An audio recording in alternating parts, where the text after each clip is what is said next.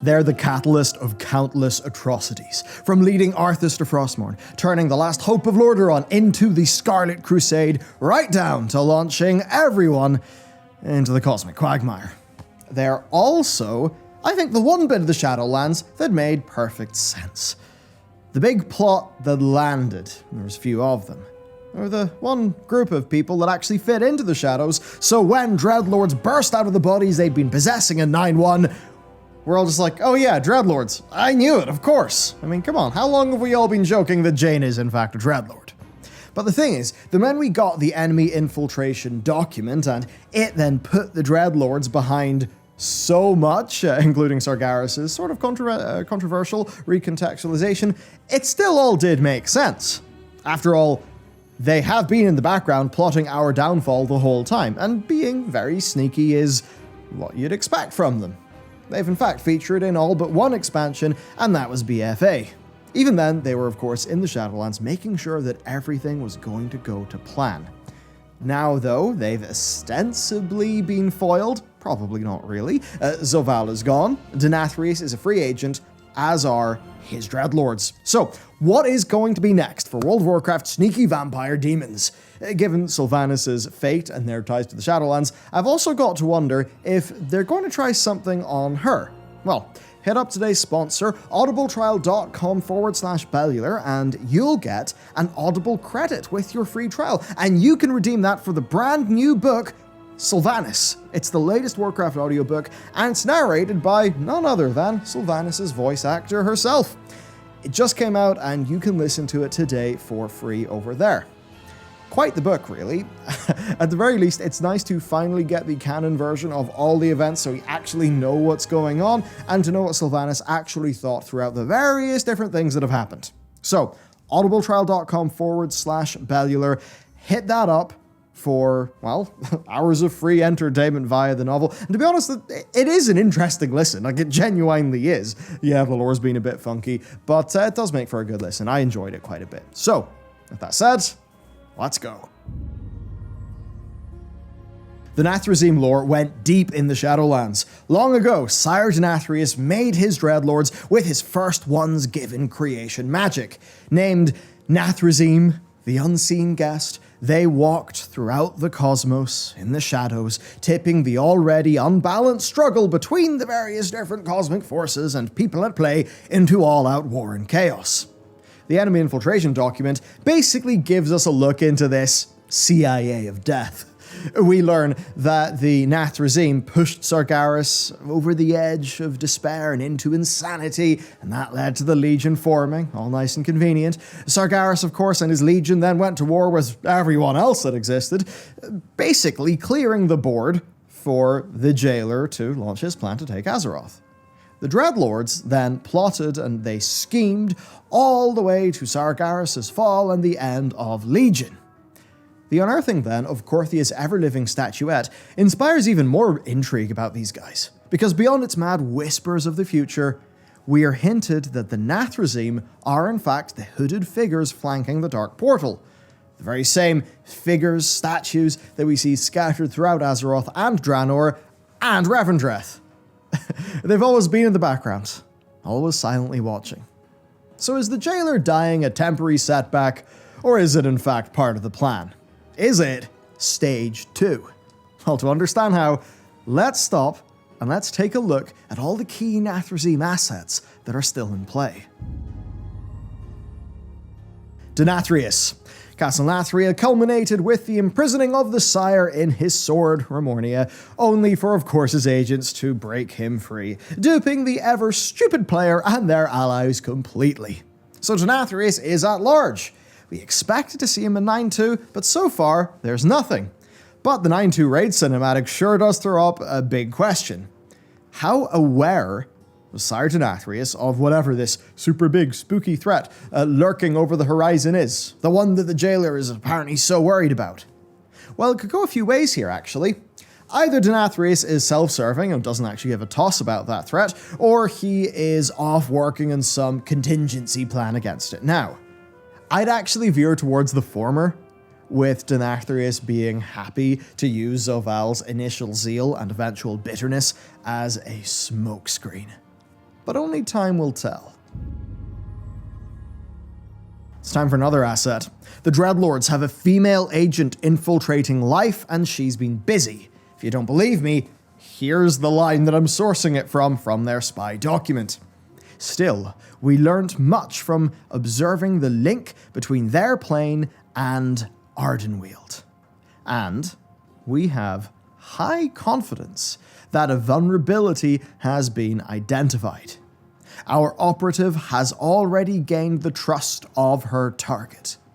They've been studying the connection between the realm of life and Ardenweald, and they found a vulnerability in the connection. That didn't become apparent in Shadowlands. I think it's evidently something down the line, something we haven't seen yet. And thinking about that connection, well, what do we know? We know that wild gods, creatures of the Emerald Dream, go to Ardenweald when they die. So it could be something to do with that resurrection cycle. I don't know, could it be hijacked? But there's nothing else connecting it to a Nathrezim conspiracy just yet. The link between realms is more personified by the relationship between the Winter Queen and Elune. So could even the vulnerability be the rift between those sisters? Hard to say, but it should get you thinking about this. The vassal of life disguises treachery. Beware the eyes of greed. A vassal. Well, does that not mean that someone pretty high up the feudal ladder of life is involved? So, when we hear more about the Life Realm or Elune, I think we should be looking at their leaders and servants and wondering which one of them could mask off at any time. Time for yet another one. All the cosmic scheming didn't go to plan for them. Not all. Their agents infiltrating the Light were actually found out. The Light declared war on Revendreth. They rained in from the sky, sending Naru, and they scorched the Nathrezim's unseen tower. The Ember Ward is not the only vestige of this war. Maldraxxus actually refused to help them, so the Stone Rite created the Stone Legions.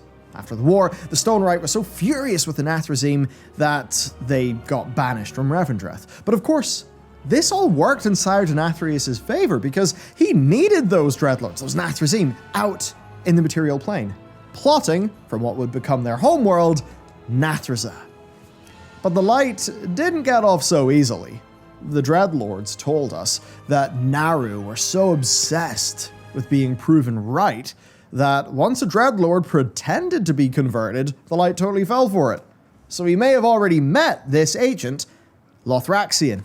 He was once a Legion soldier specialized in fighting the Void. He even fought Locust Walker and lost, but the enigmatic Ethereal let him get away because he predicted an interesting future for Lothraxion. His story then skips through to 1,000 Years of War, the audiobook, when he turns up on Draenor to recruit Turalyon and Illyria into the Army of Light. Now, the funny thing with Lothraxion is he's got this huge chunk of missing backstory. The Light's war on Revendreth and the fact the Dreadlords have an agent in the inside could very much fill in this missing backstory to the character perfectly. But better still, when we first meet Lothraxion, he was imprisoned by Balnazar, who is another Dreadlord. Then, when questioned about how he got caught, he said it was a story for another time. Perhaps we were so dumbstruck by the idea of a Lightforged Dreadlord that we didn't even question it. But there's definitely something up here, and everything we've learnt about Lothraxion should be sending us straight back to the Vindicar to, well, put him through some questioning. The Jailer's gone. Does that mean the Nathrezim are too? I do not think so. They've still got schemes to play, and Denathrius could just as easily position himself at the top, if he wasn't already doing that already.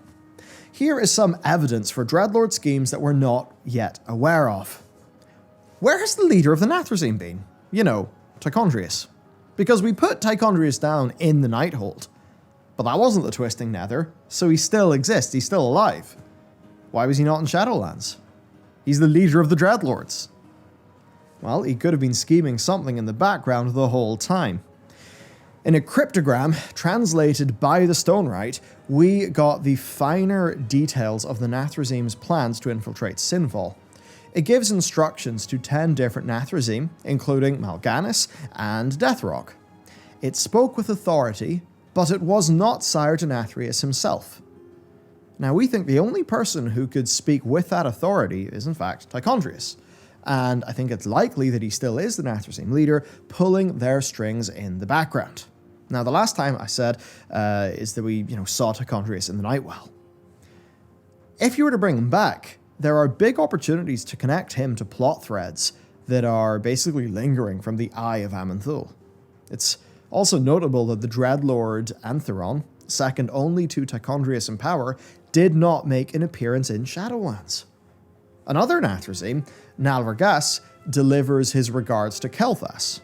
Now, if I was Denathrius and working on an off-ramp from the whole jailer or my own, plan for cosmic domination, then these are probably the two Nathrezim to trust with the job, the two real high-up ones. So perhaps Blizzard were saving their story for future Nathrezim needs. But I think it's just pretty damn key that Tichondrius was at play. And if Tichondrius was in the Nightwell, think about all the chronomancy, all of the crazy magics going on there. I have to wonder if it could be meaning more. What next then? Will we see more Dreadlords? I would say absolutely, certainly. There's so much opportunity to bring them back into the story. The main avenue is obviously whatever cosmic story Blizzard are cooking up next. Yeah, they're going to land the story in Azeroth, but they're clearly intent on seeing portions of this cosmic story through with. And to be honest, that could be fantastic. Any form of story can be fantastic, it just has to feel really good in its telling. You could do all this crazy cosmic stuff and still have it feel, oddly enough, like grounded Warcraft. It would be hard enough to do, but it could be done. I would say, look at what FF14 has done, and how absolutely mental and bonkers so many of its actual lore facts are, but it all still feels very real and very grounded. So it can be done. I don't want to throw the baby out with the bathwater. The Dreadlords are cool. Their conspiracies are cool, they can be done right. So I think whenever we deal with Light and Void, I think we all know Dreadlords are going to be involved in that storyline. And if Elune shows up in 10.0, or we get hints of the Life Realm or the Emerald Dream in 11.0, I think Dreadlords will be a part of that, because we know an agent has infiltrated them. I think there's also the Scarlet Brotherhood, and the legacy of the Dreadlords in Lordaeron to deal with. What about those statues at the Dark Portal? Have the Nathrezim got some deeper thing in store there? Look, the Dreadlords are more important to WoW lore than the Jailer ever was. I think it would be a shame for them to sink with the rest of the Shadowlands ship. Denathrius was great, Harmonia is really cool, the Dreadlords are really cool, let's keep them around, they're not worth doing away with. So, let's hope we get them back. That is the Dreadlord situation, everybody, and with that said, let me know what plot lines you think could happen. And also, Nathreza. I know that Illidan completely, blew it up in the Illidan novel before Legion started, but do you think there's a way we could see Nathreza? Because the way it's described in the lore is honestly just so cool. And with that, I will say goodbye. So, goodbye.